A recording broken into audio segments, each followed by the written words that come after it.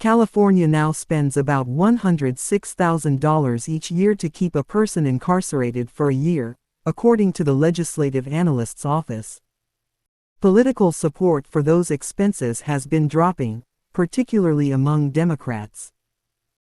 The goal, O'Neill wrote in the Lau report, should be for the state to avoid spending on major capital improvement projects at a prison, then deciding to shut it down, like the audiovisual surveillance system installed at the prison in Blythe, or the $31 million health care facility built at the California City Prison in 2021, just months before the state announced its closure.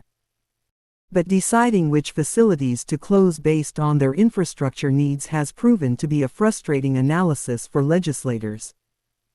Assembly Budget Committee Chairman Phil Ting said the report is significant, but wonders how to implement the closures when he has had trouble parsing just how the prison system chooses which facilities it plans to mothball.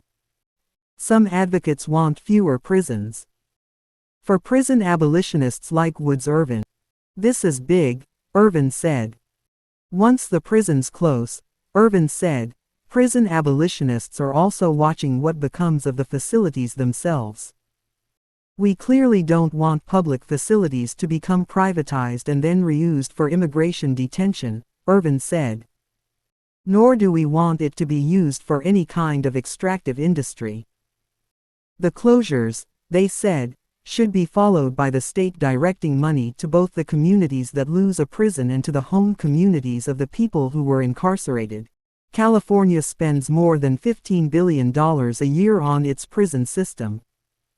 Now, with the number of people behind bars plummeting, the Newsom administration is moving to shut down more institutions. California used to need lots and lots of prisons. Big prisons, little prisons, prisons with special cells for gang leaders and prisons for those convicted of nonviolent financial chicanery. There were so many prisoners packed into so many prisons that federal courts intervened, mandating that the state find a way to alleviate the overcrowding. At the inmate population's peak in 2006, California incarcerated 165,000 people in state prisons. Today, after a decade of sentencing reforms and a surge of releases tied to COVID-19, California prisons house a little more than 95,000 people. So how many prisons does California actually need? Difficult decisions have to be made, but if we don't make those decisions, the alternative is paying hundreds of millions for prison beds we don't need to be paying for, said Caitlin O'Neill, an analyst at the Legislative Analyst's Office. O'Neill is the co-author of a new report that lays out how the state can close up to 9 of its 33 prisons and 8 yards within operating prisons while still complying with a federal court order that caps the system's capacity.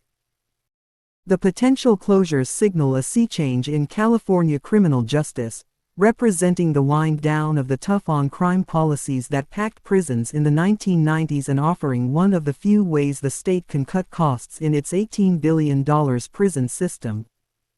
California prisons held about 120,000 inmates as recently as 2019.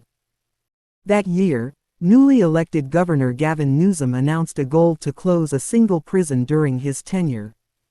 Since then, he has already effectively closed 2 and his administration has plans underway to shut at least 2 more.